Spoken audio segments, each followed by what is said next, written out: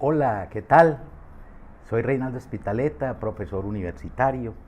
Hoy quisiera compartirles la novela de una escritora italiana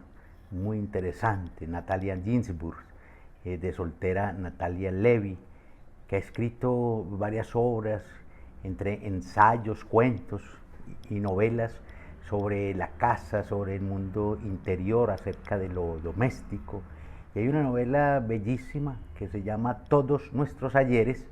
y que el título corresponde, digamos, a una obra de William Shakespeare, Macbeth, que en el acto quinto, escena quinta, pues este personaje tremendo pronuncia una frase que dice más o menos: y todos nuestros ayeres han alumbrado a los tontos el camino a la polvorienta muerte. Digamos que ahí ese título, Todos nuestros ayeres, se refiere a una novela que sucede más o menos desde antes del estallido de la Segunda Guerra Mundial, antes de 1939, y es una novela que recorre el camino hasta el fin de esa guerra en Italia. Sucede principalmente en Turín, la primera parte de la novela en Turín, y esta novela pues habla de una familia, se refiere a personajes como el padre de esa familia, que es un hombre que fue socialista y que está escribiendo unas memorias en torno a su juventud, a su práctica militante. Es un gran cuestionamiento a Mussolini y el fascismo, y esas memorias pues son desde muy cerca vistas por su hijo Hipólito, que va a ser otro personaje interesante de todos nuestros ayeres. Hipólito, que además de conocer las memorias de su padre, en qué consiste ese libro y cómo va a ser también testigo del final de esas memorias, pues es un muchacho que le lee a su padre en voz alta Fausto de Goethe. Hay otros personajes como Ana, que es en esencia pues la protagonista, aunque a mí me parece que el protagonista en rigor, y que sobre todo en la segunda parte de la novela aparece en todo su esplendor, es este personaje llamado Cenzo Rena, que vive al sur de Italia y que desde el principio de la obra pues tiene una conexión con la familia que es protagonista de esta obra, que es una novela muy bella sobre la casa, sobre una fábrica de jabones, pero también sobre los vecinos. En ese marco de la vida familiar, de la vida del adentro, de la vida un poco modesta, si se quiere, sin grandes emociones, pues está el estallido de la guerra, ¿cierto? Está ese estallido de la guerra que sucede precisamente con la invasión en 1939 de a la Alemania nazi a Polonia, y que en la novela, pues si bien esta no es una novela de guerra,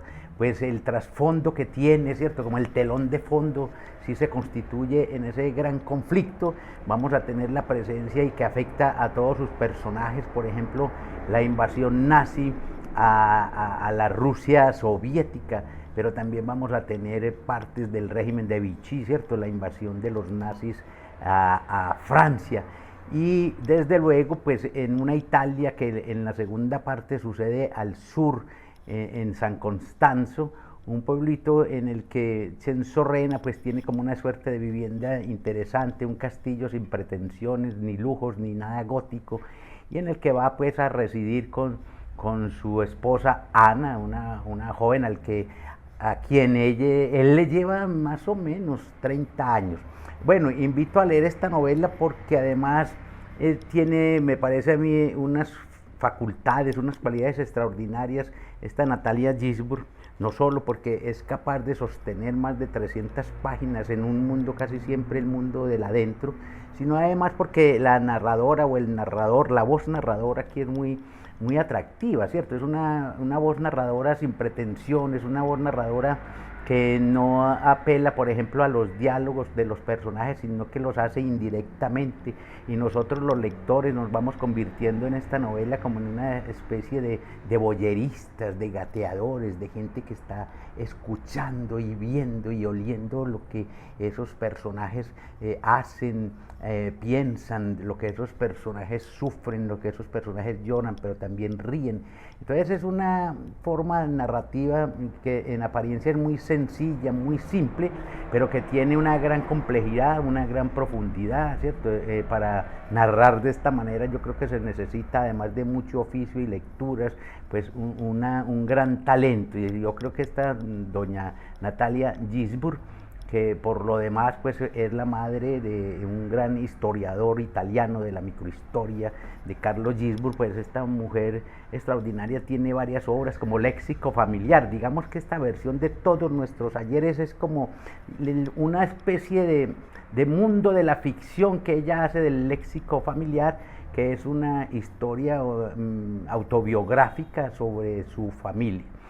Todos Nuestros Ayeres, por otra parte, tiene, digamos, un encanto, ¿cierto? Un encanto, ese está en que se nota, sin ser una novela de guerra, pues se nota la presencia